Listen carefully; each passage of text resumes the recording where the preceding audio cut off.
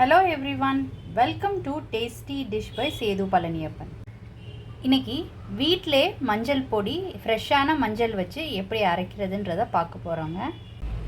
1/4 kilo மஞ்சள் கிழங்கு வாங்கி வச்சுருக்குறேங்க.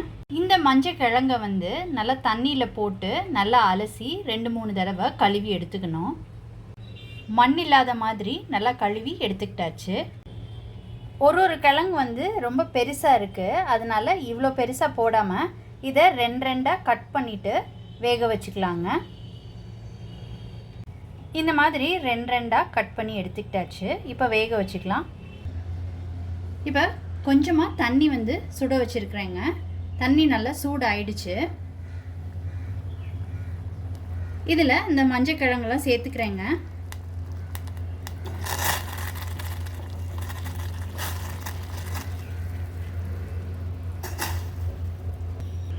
எல்லா கிழங்கையும் சேர்த்துக்கிட்ட பிறகு இதை வேக வச்சுக்கலாங்க. 20 நிமிஷம் வேக வச்சுக்க போகிறோம். இப்போ இதை மூடிக்கலாம். நான் ஒரு துணி வெள்ளை துணி தண்ணியில் நனைச்சி இது பண்ணியிருக்கிறேங்க. இதை வச்சு மூடி ஒரு 20 மினிட்ஸ் 15 to 20 மினிட்ஸ் இதை வேக வச்சு எடுத்துக்கலாங்க.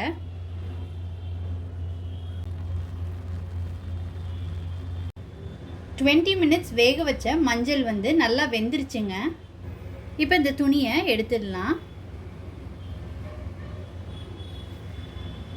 மஞ்சள் நல்லா குக் ஆயிடுச்சு. நீங்கள் ஒரு நைஃப் வச்சு கட் பண்ணி பாருங்க.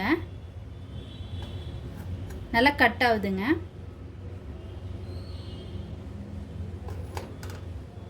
இந்த மாதிரி வெந்துடணும் மஞ்சள். 20 மினிட்ஸ் குக் ஆனதுக்கப்புறம் அந்த அடுப்பிலே வச்சு அந்த தணல்லே இருக்கட்டுங்க. வேகலைன்னா கூட அப்படியே வெந்துடும். வேக வைக்க ஊற்றியிருந்த தண்ணி வத்திடுச்சுங்க. கொஞ்சோண்டு தண்ணி தான் இது உள்ளே இருக்குது.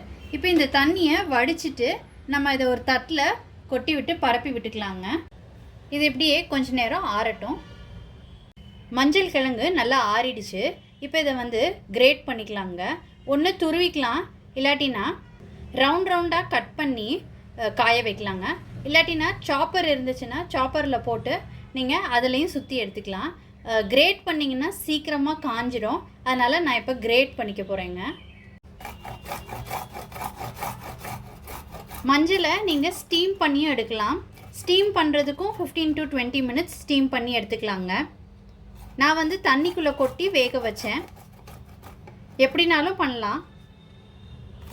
இப்போ எல்லாத்தையும் துருவி எடுத்துக்கலாம். எல்லா மஞ்சளையும் எல்லாத்தையும் துருவி எடுத்துக்கிட்டாச்சு.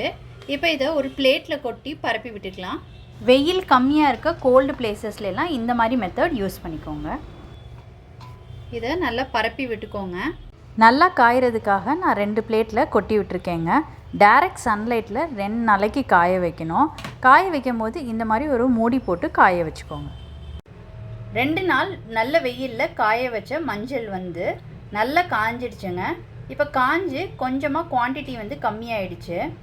நீங்கள் நிறைய மஞ்சள் அரைக்கிறதா இருந்தால் மிஷினில் கொடுத்து அரைச்சி வாங்கிக்கலாம். இப்போ இது கொஞ்சம் குவான்டிட்டின்றதுனால நான் மிக்ஸி ஜாரில் சேர்த்துட்டு அரைச்சிக்க போகிறேங்க. அரைச்சிட்டேங்க. அரைச்ச மஞ்சளை சல்லடையில் போட்டு சலிச்சுக்கலாம்.